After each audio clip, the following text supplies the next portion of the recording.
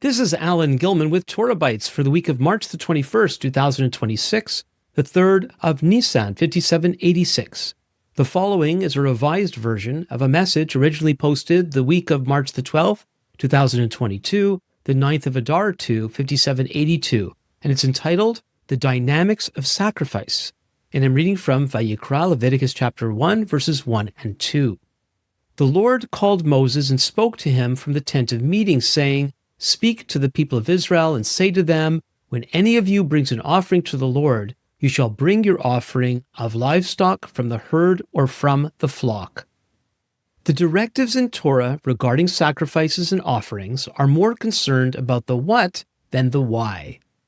God, through Moses, was speaking to a culture where animal and other sacrifices were the expected norm. In the Bible, sacrifice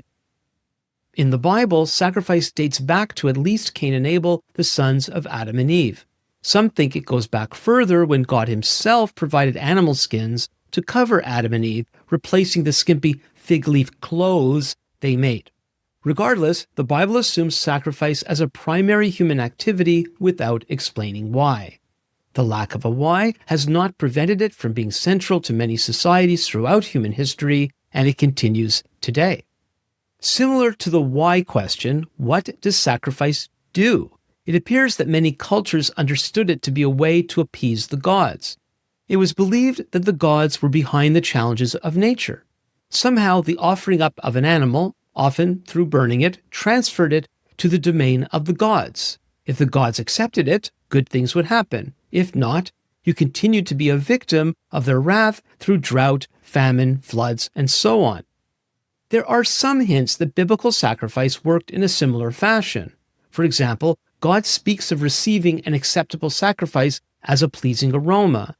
Vayikra, Leviticus chapter 17 and verse 11 teaches that blood is imbued with a certain quality that makes sacrifice effective.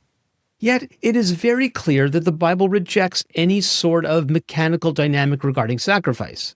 For if a person's attitude toward God wasn't one of humility and genuine honor, the sacrifices would accomplish nothing. It was never the sacrifices themselves that made the difference. It has always been, and still is, more about how people personally relate to God. Biblically speaking, rituals were always intended to be an outward expression of an inner personal reality. The great exception to this is the Messiah. His sacrifice actually made a practical difference by breaking the power of sin in the world. A case could be made that every other genuine godly sacrifice is a sort of symbolic gesture reflecting the uniqueness of Yeshua's selfless death. The call to sacrifice continues despite the effectiveness of Yeshua's sacrifice. I'm not referring to the Old Covenant sacrifices established through Moses, for they are now obsolete in light of the New Covenant prophesied in Jeremiah chapter 31, verses 31 through 34, and clarified by the book of Hebrews. Under the New Covenant, the focus on sacrifice shifts from giving up what we own to giving up our very lives. We read in Romans 12, verse 1, I appeal to you, therefore, brothers, by the mercies of God, to present your bodies as a living sacrifice, holy and acceptable to God, which is your spiritual worship. Far from attempting to court favor from the gods in order to reap benefits, we give our whole selves out of gratefulness to the one who graciously restored us to himself.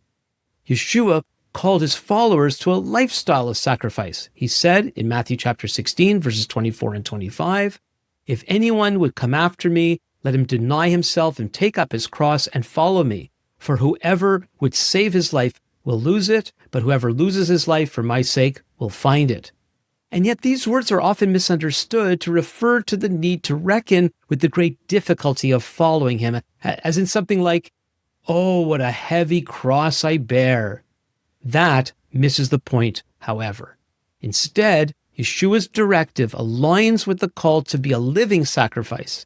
Yeshua is saying that his followers must be ready to do God's will, even if it means giving up our lives, just as he did. For more messages like this, visit the Torah Bites website at www.torahbites.org. Email your comments and questions to comments@torahbites.org. And you can follow us on X @TorahBites. Until next time, this is Alan Gilman with Torah Bites. Lehitraot.